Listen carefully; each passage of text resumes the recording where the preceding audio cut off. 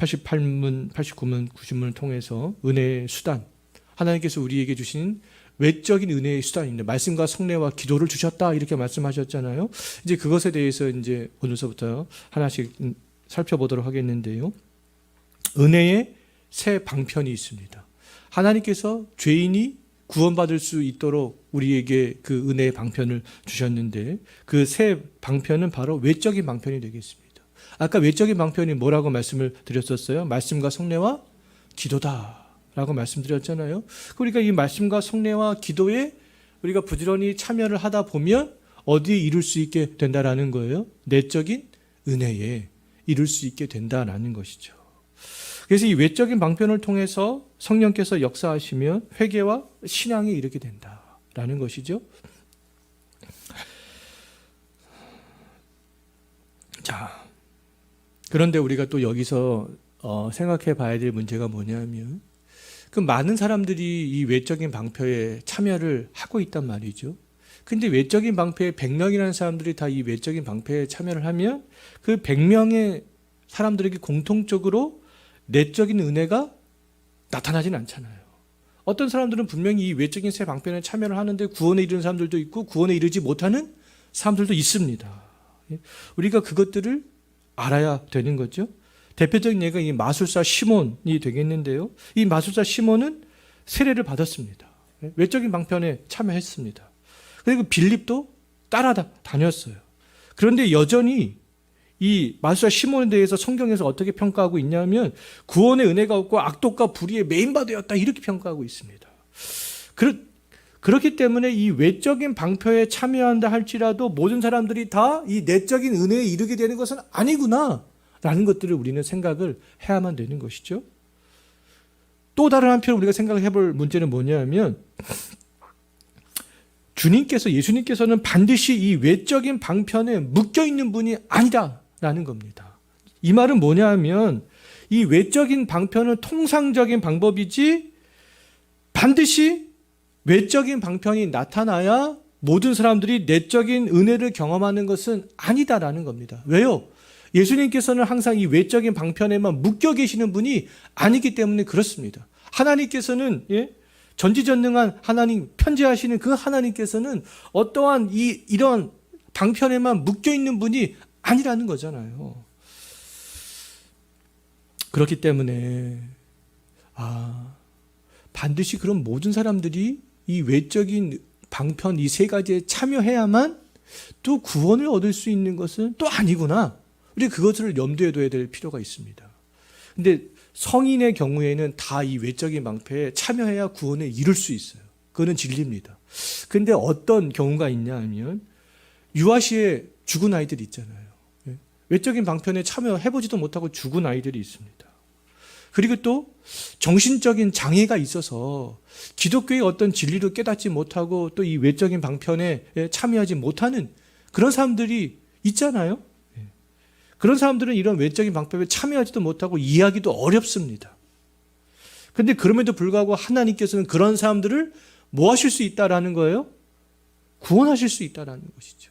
그렇기 때문에 하나님께서 이런 외적인 방편에만 묶여 있는 것이 아니다라는 것이죠.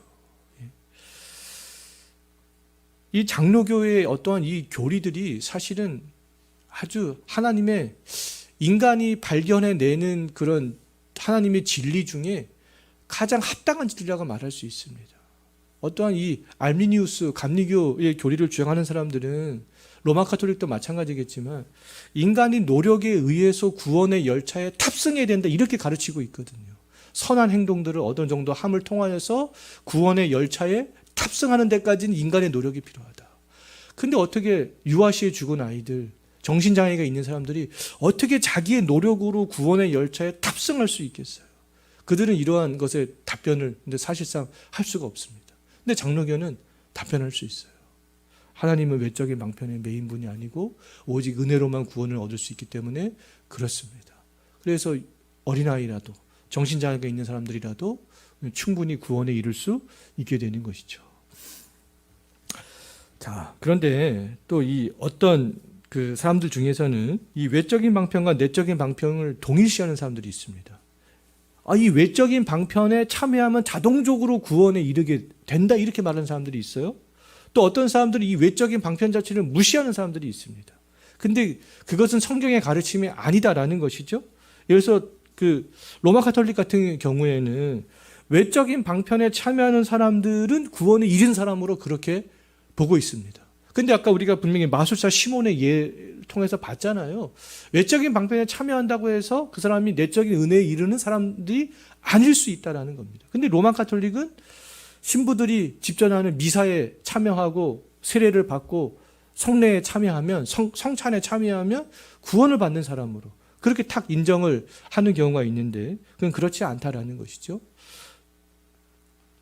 또 외적인 방편 자체를 중요하게 생각하지 않는 그런 교단도 있는데요.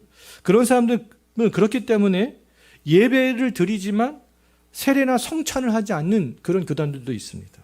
그런데 성경에서는 그렇게 말하고 있지 않다라는 것이죠. 사도행전만 보게 되더라도 주님의 명령에 따라 교회가 세례를 베풀었잖아요. 또 교회가 그런 세례를 행할 때에 구원받는 사람들 날마다 더하게 하셨다. 이렇게 말씀하고 있습니다. 그렇기 때문에 우리들은 이 외적인 방편과 내적인 은혜가 밀접하게 연관이 되어져 있구나라는 것들을 우리 생각을 해야 될 필요가 있겠습니다. 자, 이제 그 다음 장 마태복음 28장 19절부터 20절 한번 읽어보도록 하겠습니다. 그러므로 너희는 가서 모든 민족을 제자로 삼아 성령의 이름으로 세례를 베풀고 내가 너희에게 분부한 모든 것을 가르쳐 지키게 하라. 볼지어다 내가 세상 끝날까지 너희와 항상 함께 있으리라 하시니라.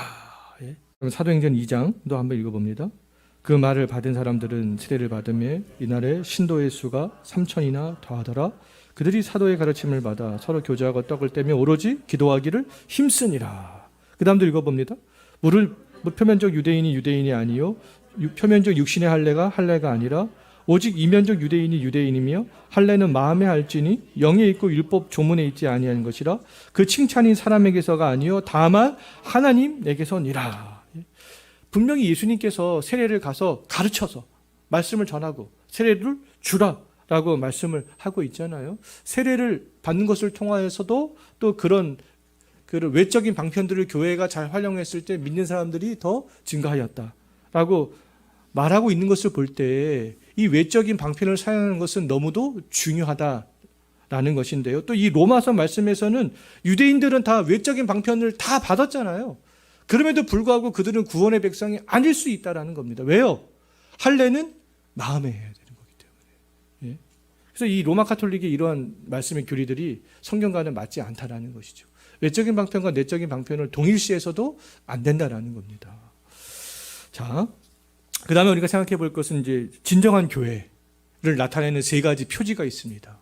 진정한 교회는 과연 어떤 교회가 진정한 교회겠느냐라고 했을 때 성경에서 말씀하고 있는 진정한 교회를 나타내는 그 표지가 세 가지가 있습니다. 이 세 가지가 나타나면 그 교회의 어떤 형태와 모습 또 교단마다 조금씩 주장하는 교리가 다르다 할지라도 진정한 교회다라고 말할 수 있다라는 것이죠.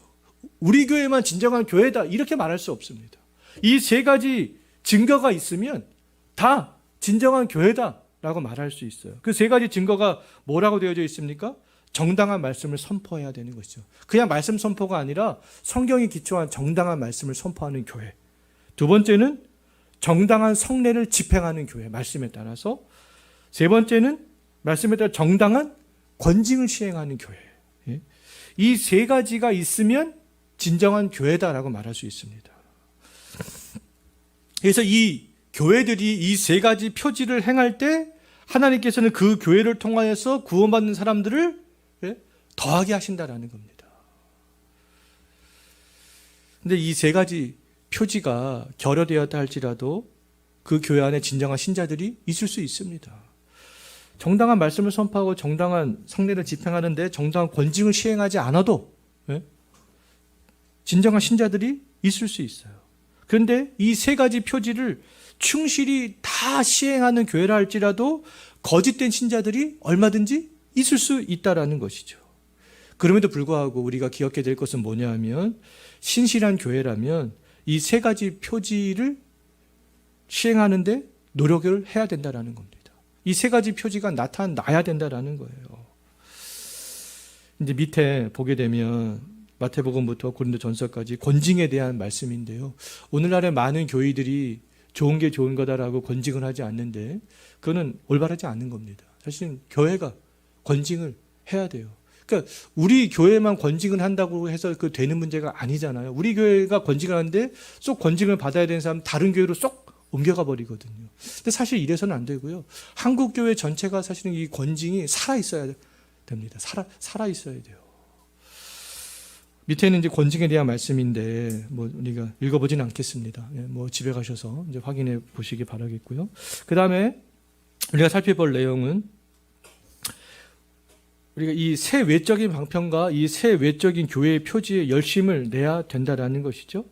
교회는 이 새 외적인 방편과 새 외적인 표지, 말씀과 기도와 성례와 정당한 말씀을 선포하고 정당한 성례와 정당한 권징을 시행하는 것들을 부지런히 시행을 해야 된다라는 겁니다. 그러니까 이것은 누가 제정한 거라는 거예요? 세 가지 외적인 방편과 세 가지 표지는요, 인간이 만들어낸 게 아니다라는 겁니다. 하나님께서 만드신 그런 원칙이라는 거예요. 하나님께서 만드신 것이다. 근데 이렇게 하나님께서 만드신 것을 무시하면서 하나님께서 주시는 은혜와 복을 기대해서는 안 된다라는 거죠. 그래서 하나님의 어떠한 능력과 어떤 바른 교회의 힘은요, 어떤 특별하고 신비한 데서 발생하지 않는다라는 겁니다. 이런 외적인 은혜의 방편들, 외적인 표지를 부지런히 사용하는 데서, 참여하는 데서 발생한다라고 말할 수 있겠습니다. 히브리서 10장 25절 말씀 한번 읽어보겠습니다. 모기를 패하는 어떤 사람들의 습관과 같이 하지 말고 오직 권하여 그날이 가까움을 볼수록 더욱 그리하자. 그리스도가 구속의 유익을 우리에게 주고자 사용하시는 외적인 수단은 무엇입니까? 라고 했을 때 답 한번 읽어볼까요? 그리스도가 구속의 유익을 우리에게 주고자 사용하시는 외적이고 일반적인 수단은 그리스도가 정하신 규례들로서 특별히 말씀과 성례와 기도이며 이 모두가 선택하신 자들을 구원하는 효과적인 수단입니다. 라는 겁니다. 그래서 이 말씀과 성례와 기도에 우리가 적극적으로 참여를 해야 되는 것이죠. 자, 구원의 은혜의 방편인 말씀과 성례 중에 근데 가장 중요한 것은 무엇이겠습니까? 말씀과 성례와 기도 중에 가장 중요한 것은 뭐겠어요? 말씀이라는 겁니다. 말씀. 왜냐하면 이 성례보다 말씀이 더 중요합니다. 사실은. 말씀과 성례와 기도 중에 가장 중요한 것은 말씀이에요. 왜냐하면 이 성례 자체로는 구원의 메시지를 사람들에게 전달할 수 없기 때문에 그렇습니다. 성례는 말씀과 함께할 때 효력을 낼 수 있는 은혜의 수단인 거죠. 이 말씀도 설교자에 의해서 선포된 말씀이 굉장히 중요합니다. 이따가 또 우리가 생각해 보겠지만요. 근데 이 말씀은 자체적으로 효과가 있습니다. 분명히. 하지만 성례는 성례 자체에 효과가 없어요. 성례는 반드시 무엇을 의존해야만 된다고요? 말씀을 의존해야 된다. 그럼 이 성례보다 그렇기 때문에 이 말씀이 더 중요하다라고 말할 수 있는 거죠. 뒷장 한번 넘겨보겠습니다. 고린도전서 1장 17절 다 같이 한번 읽어볼까요? 그리스도께서 나를 보내심은 세례를 베풀게 하려 하심이 아니요 오직 복음을 전하게 하려 하심이로되 말의 지혜로 하지 아니하면 그리스도의 십자가가 헛되지 않게 하려 함이라. 그러니까 세례를 베푸는 것도 중요하지만 세례를 베풀게 하려 하심이 또 아니요. 복음을 전하게 하는 거다. 말씀이 더 중요하다. 지금 말씀하고 있잖아요. 고린도전서 1장 21절도 읽어봅니다. 하나님이 지혜에 있어서는 이 세상이 자기 지혜로 하나님을 알지 못하므로 하나님께서 전도에 미련한 것으로 믿는 자들을 구원하시기를 기뻐하셨도다. 그 다음도 읽어볼까요? 내가 복음을 부끄러워하지 아니하노니 이 복음은 모든 믿는 자에게 구원을 주시는 하나님의 능력이 됨이라. 먼저는 유대인에게요 그리고 헬라인에게로다. 말씀 자체로는 능력이 있다라는 것이죠. 성례 자체로는 능력이 없지만 말씀 자체는 능력이 있다. 자, 그 다음에 말씀이 구원의 은혜를 가져오는 1차적인 그런 방편이 되는 이유는 뭐겠는가 했을 때 왜 말씀이 가장 중요할까라고 했을 때 인간은 죄로 인해서 죽었잖아요.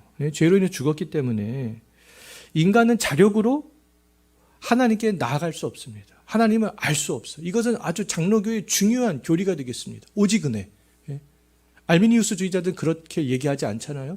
인간이 어느 정도의 자력을 아까도 말씀드렸죠. 하나님께 나아갈 수 있다 이렇게 얘기합니다. 근데 우리 장로는 그렇게 얘기하지 않아요. 우리 인간은 죽었어. 죄로 인해 죽었어. 죽은 자가 어떻게 하나님께 이렇게 살아있는 행위를 할 수가 없다라는 겁니다. 죽었기 때문에. 그렇기 때문에 하나님이 인간에게 찾아오실 때까지 인간은 자력으로 회개하고 그리스도를 믿는 믿음을 가질 수가 없다라는 거죠.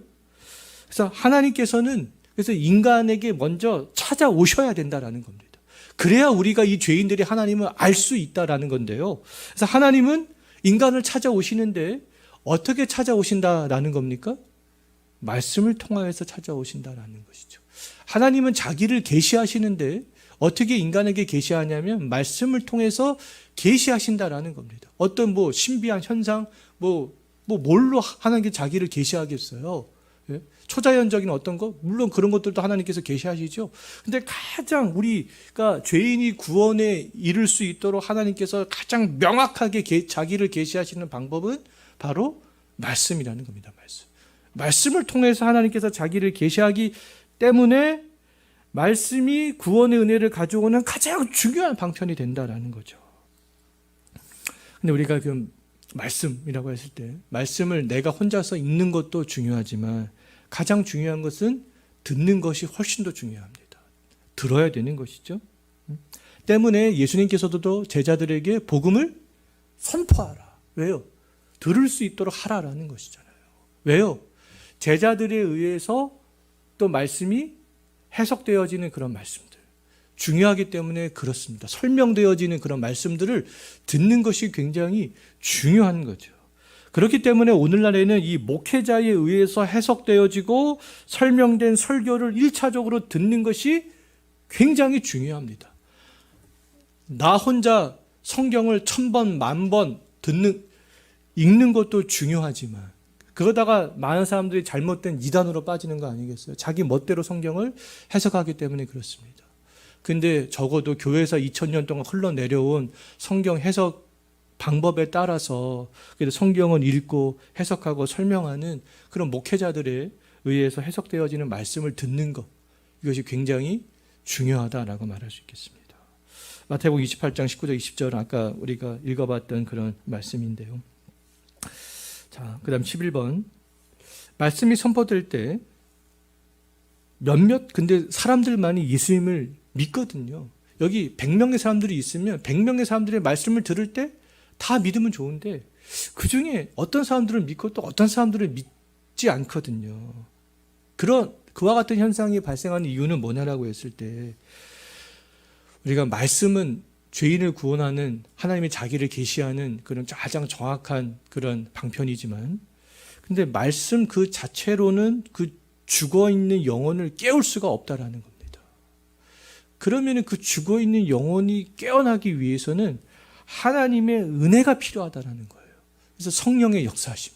그래서 우리는 성령의 역사하심. 기독교는 이 성령의 역사하심이 상당히 중요합니다. 인간의 한계예요. 이거 인간의 한계. 다른 종교는 그냥 자기 열심을 내면은 다 어느 정도의 경지에 이를 수 있습니다. 근데 기독교는 그게 안 돼요. 기독교는 그냥 말씀을 열심히 전하고 가르치는 것. 그것이 인간이 해야 되는 일들인데 인간이 해야 되는 거기까지입니다. 사실은. 성령께서 역사하시지 않으면 죄인이 구원에 이를 수가 없어요. 그래서 성령께서 역사하셔야 된다라는 거죠. 그렇기 때문에 똑같은 사람들이 이 말씀을 들어도 어떤 사람들은 성령이 역사하는 사람들은 말씀을 깨닫게 되는 것이고 성령이 역사하지 않는 사람들은 말씀을 깨닫지 못하게 되는 것이죠. 그렇기 때문에 우리 장로교의 또 중요한 교리 가운데 하나가 무엇입니까? 하나님의 선택의 교리인 거예요. 선택과 유기의 교리가 되겠습니다. 하나님의 선택한 자는 유아 때 죽은 아이라도 정신적인 장애가 있는 사람이라도 하나님의 선택하심에 따라서 외적인 방편에 참여하지 못하지만 그들이 구원에 이룰 수 있게 되는 것이죠. 에스겔서 33장 32절 한번 읽어볼까요? 그들은 내게 고운 음성으로 사랑의 노래를 하며 음악을 잘하는 자 같이 여겼나니 내 말을 듣고도 행하지 아니하였거니와. 뭐 하나님을 향한 찬양을 멋들어지게 할 수 있고 음악으로 사람들에게 감동을 줄 수도 있습니다. 또 설교를 듣고서 사람들이 막 감동받을 수도 있어요. 그럼에도 불구하고 회심하지 않은 사람일 수 있다는 거예요. 지금 아주 멋들어지게 노래하고 음악을 잘하고 사람들에게 감동을 주지만 사람들이 그것을 듣고도 행하지 않는다는 것이죠. 요한복음 6장 63절 읽어봅니다. 살리는 것은 영이니 육은 무익하니라. 내가 너희에게 이른 말은 영이요 생명이라. 영, 예? 영. 우리를 살리는 것은 영이다라는 것이죠. 그래서 항상 말씀이 굉장히 듣는 자리에 우리가 있어야 되지만 성령의 역사하심을 우리가 기대해야 되는 겁니다. 성령의 역사하심들을. 자, 89문 말씀이 구원을 위해 효과적으로 역사하는 것은 무엇입니까? 답 한번 읽어볼까요? 하나님의 성령이 성경 읽기와 특히 설교를 사용하여 죄인들을 깨닫게 하고 회심시키며 거룩과 위로를 더하사 믿음을 통해 구원에 이르게 하시기 때문입니다. 성령이 그렇게 하신다라는 거죠. 그럼 구원을 위해서 인간이 해야 되는 일들은 그럼 없겠느냐라고 했을 때 성령이 말씀을 통해서 역사할 때 구원이 임한다. 지금까지 우리가 그렇게 들었잖아요. 그렇다면 우리 인간이 해야 되는 일들은 구원을 위해서 인간이 해야 되는 일들은 아무것도 없느냐라고 했을 때 그렇지 않다라는 것이죠. 인간이 해야 되는 일들이 있습니다. 인간이 해야 되는 일들은 뭐냐 하면 첫 번째로 적극적으로 말씀을 듣는 자리에 나오는 거예요. 네? 말씀을 듣는 자리에 나와야 됩니다. 두 번째로 말씀을 듣는 자리에 나올 때에도 하나님의 말씀을 사모하면서 나와야 되고요. 그리고 또 그 내가 들은 말씀이 내 삶에 뿌리가 내릴 수 있도록 묵상하고 순종하는 것. 그것들이 굉장히 중요하다라고 말할 수 있겠습니다. 이것들이 인간이 반드시 해야 되는 일들이다라고 말할 수 있어요. 야고보서 한번 읽어볼까요? 누구든지 말씀을 듣고 행하지 아니하면 그는 거울로 자기의 생긴 얼굴을 보는 사람과 같아서 제 자신을 보고 가서 그 모습이 어떠했는지를 곧 잊어버리거니와. 말씀을 듣지만 행하지 않죠. 그 다음도 한번 읽어봅니다. 갓난 아기들 같이 순전하고 신령한 자세를 삼아라. 이는 그로 말미암아 너희로 구원에 이르도록 자라게 하려 함이라. 그 다음도 읽어볼까요? 단단한 음식은 장성한 자의 것이니 그들은 자각을 사용함으로 연단을 받아 선악을 분별하는 자들이니라. 우리가 열심히 말씀의 자리로 나오고 그 말씀을 사모하고 분별하여서 순종하는 데까지 나아가는 것들이 마땅히 우리가 해야 될 일들이다라고 말할 수 있겠습니다. 90문 말씀이 구원을 위해 효과적으로 역사하도록 하려면 어떻게 읽고 들어야 됩니까? 답 한번 읽어볼까요? 말씀이 구원을 위해 효과적으로 역사하도록 하려면 우리는 부지런히 준비하고 기도하며 말씀에 집중하고 믿음과 사랑으로 말씀을 받아 마음에 간직하며 생활에서 실천해야 합니다. 라는 것이죠. 자, 오늘 여기까지 하도록 하겠습니다. 오늘